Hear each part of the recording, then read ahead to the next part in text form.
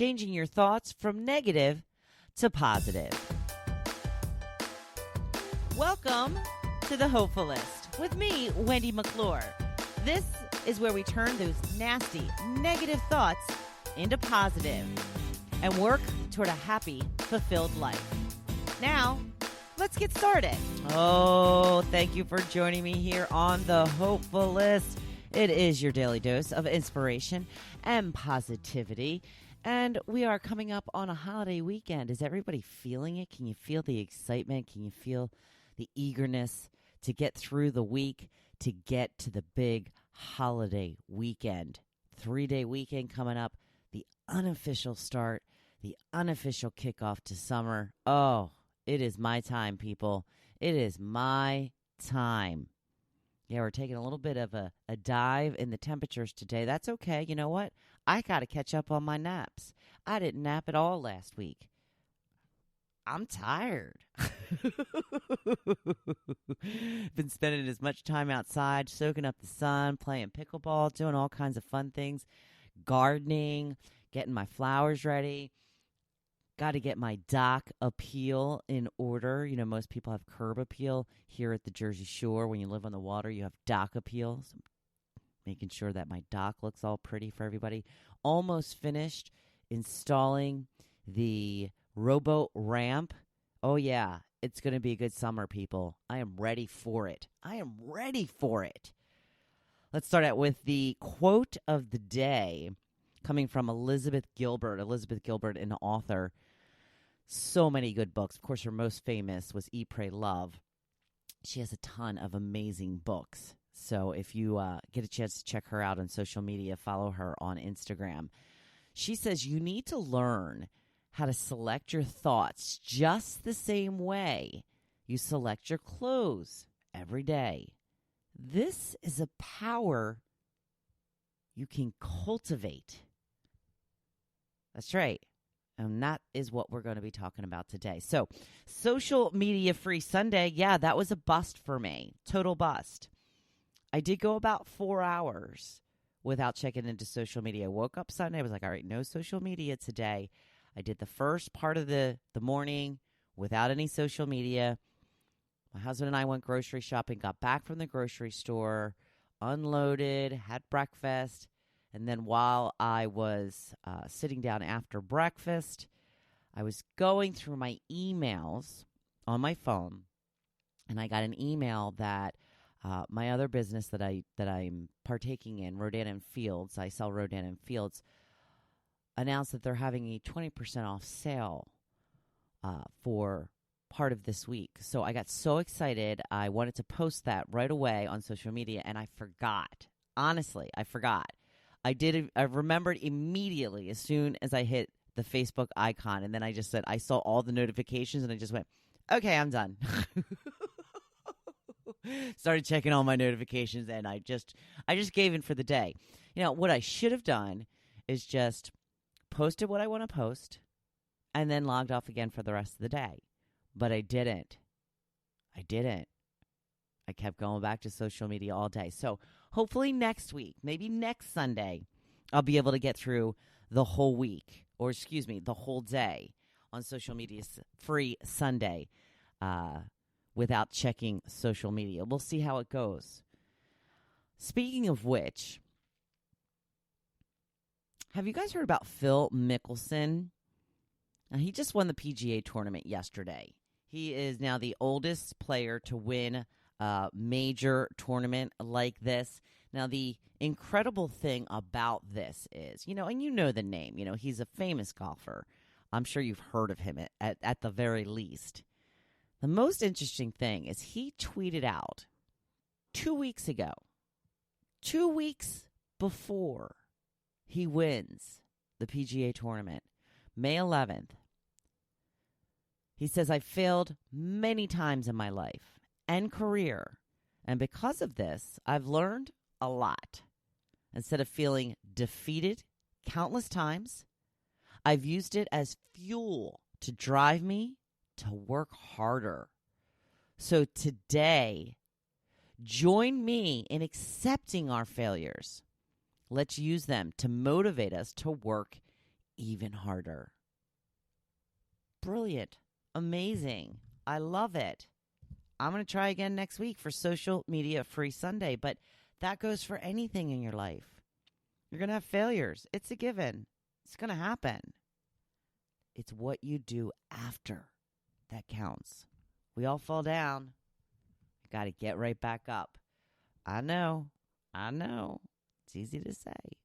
You know how I feel about that. I talk about that a little bit in the blog post today. Everything is easier said than done. Everything is easier said than actually done.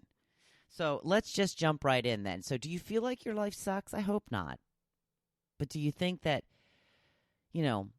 everything happens to you? Do you have the victim mentality? And it's hard for us a lot of times to admit that is what we have. Do you think there's nothing you can do about your life and the way that it is? It's not true. You can change your life by changing your thoughts. I have a friend who led a pretty great life, according to her, up until a certain point. She said she had a happy childhood, met her husband while she was still in school, got married, had kids. Then one day her husband told her he was leaving, and her world fell apart. Rightly so.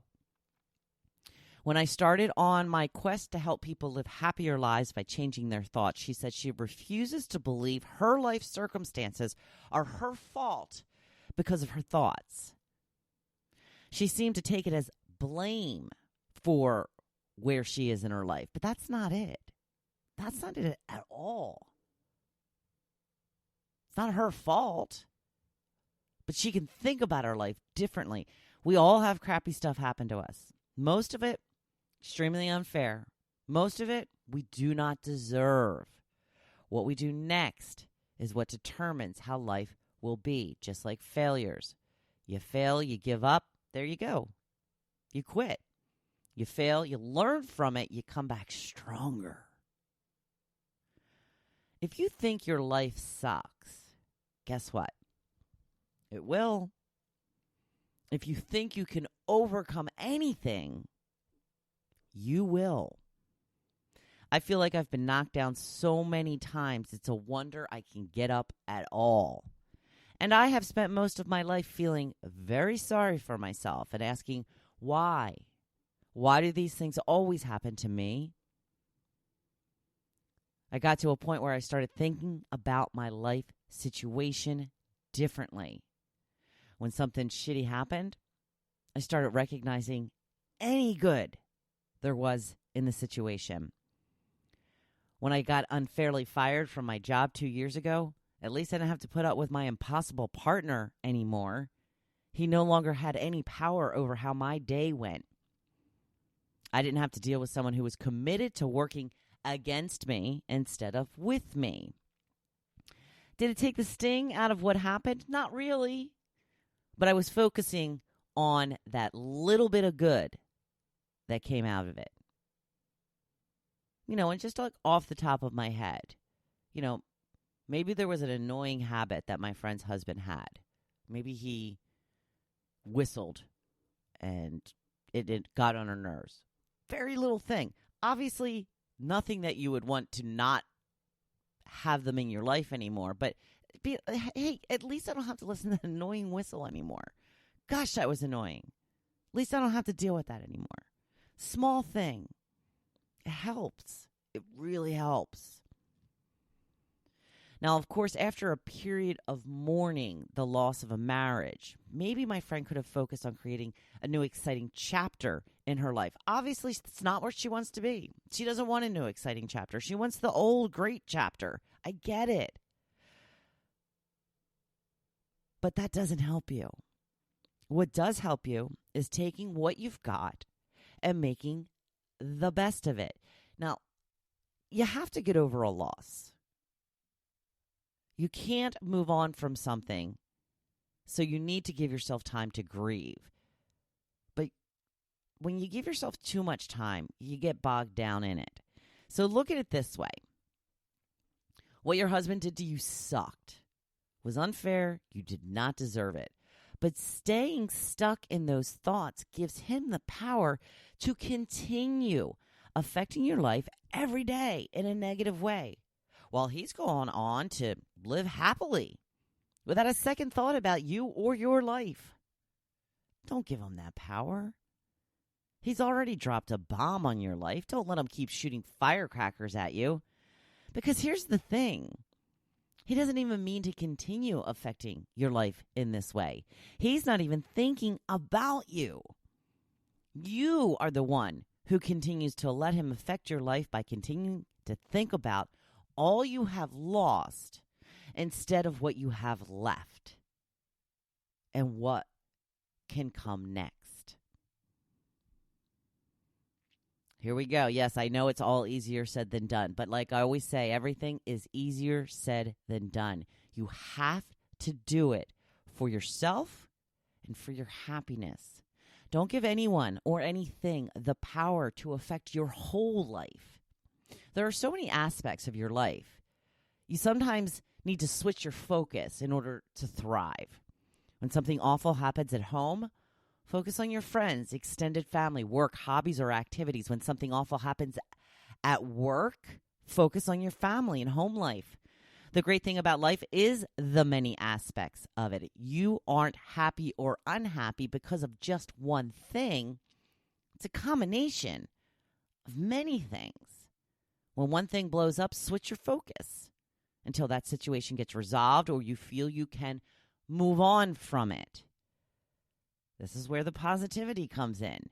You can think your life sucks and it will never be good again, or you can focus on something that is going well in your life. Our minds tend to always go to the negative and want to focus on that, but you can change your thoughts. Oh, yes, you can. When you start to go doom and gloom, switch to bright and cheery. This is a great time of year to find positive focus. Just enjoy the blossoming trees and flowers on your way to work every day. Find some time to enjoy the warmer temperatures with lunch outside. Go for a walk after dinner. Take the dog. Focus on your health. Focus on your friends. Pick up a new hobby like pickleball. There is so much good in this world if you choose to see it. That's been the most amazing part of my own journey. The goodness has always been there.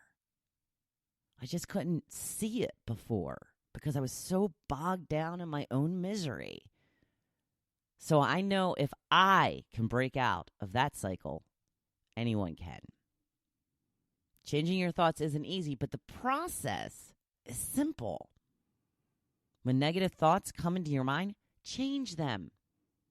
Stop thinking them and focus on something good in your life. If you're obsessing about something that you don't like, switch your focus to obsess on something that you do like. Sometimes now when my brain starts going into overdrive and I start obsessing over something I'm not happy about, I start obsessing over pickleball. I know you guys all laugh at me and my pickleball is fun. Once you try it, you will see. But I start obsessing. Change your obsession. Stop obsessing over something negative and obsess over something positive. Pickleball is something that I love right now, something that I'm working to improve.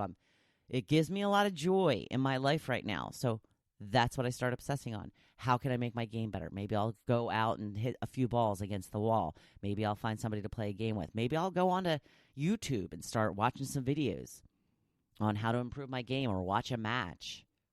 All kinds of ways I can obsess over it. This is just one example of how you can change from obsessing over something negative to obsessing over something positive. It's going to bring more good into your life. There is always some good. You just don't always see it. When you wake up in the morning, feel grateful for what you have and decide to think positively on this day. Find something to compliment when looking in the mirror instead of focusing on your flaws. Gratitude is the key. The more you are thankful for, the more to be thankful about will start appearing in your life. And I know this to be true. I am an example. If you don't use a gratitude journal yet, it's time to start. 3 to 5 things daily that you are thankful for from the past 24 hours. No repeats for a week. If you put I'm grateful for my house on Monday. You can't say that again until next Monday. The point is to find more and more to be grateful for throughout your day. So repeating the same thing every day won't really do the trick.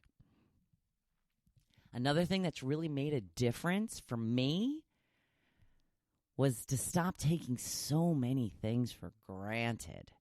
I've always thought my life sucked so much until I compared it to people born in a third world country, those who don't have effective shelter or enough to eat. It seems pretty silly for me to be so miserable when I have a house, a fridge full of food, heat, AC, a car, a pet, so many other things that many people don't have. And listen, we all tend to take the things in our life for granted. That is human nature. It's also why it's so helpful to have gratitude and remind ourselves how lucky we are. Sure, the neighbor has a much better car than we do, but there are many people who don't have a car at all. And that's not just third world countries. That's people in this country. That's people in your state.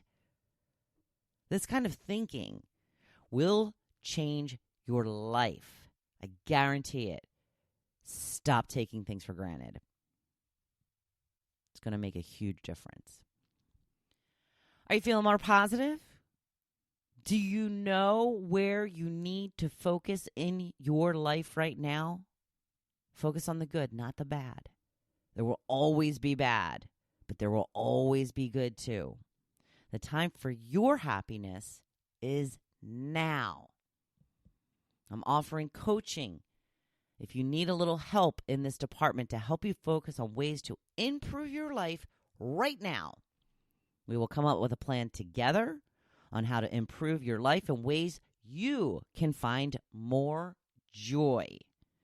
Please schedule a free call to see what I can do for you. I love helping people live happy, more fulfilling lives. I want to turn every pessimist into a hopefulist. Just send me a message through social media or to thehopefulist1@gmail.com.